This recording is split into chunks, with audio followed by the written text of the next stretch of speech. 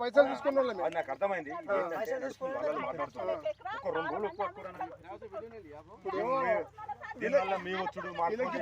సుధాకర్ బండ్లు ఆపిరు.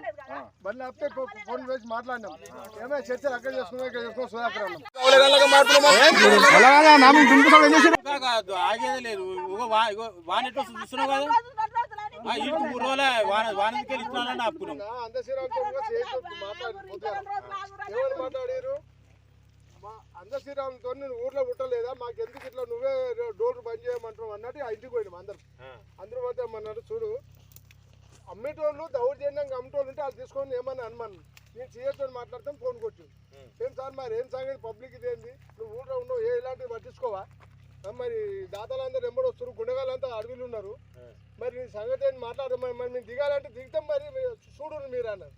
అట్లా ఎందుకు సార్ మామూలుగా నేను బంద్ చేపిచ్చేసా, వాళ్ళు ఎవరైతే పైసలు తీసుకోలేదో మీరు దురుకోరు అని సీఎం సాబ్ కూడా అందశ్రీరామ్ తెలుసుగా సార్ మీకు అన్నట్టు.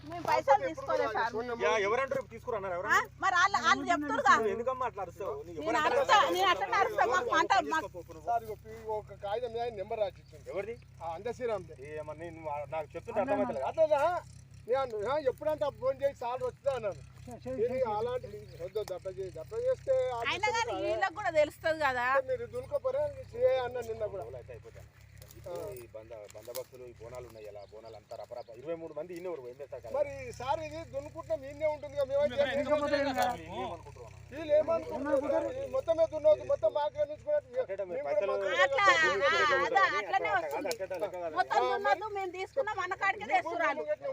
నిజమే.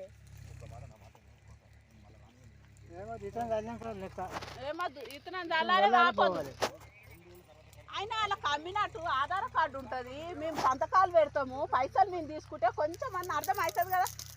ఎవరెవరు అమ్మిరో వాళ్ళ జాగాలలో పోయి నిలబడాలి, అమ్మనో జాగాలో వచ్చి నిలబడితే ఏమన్నా లాభమా?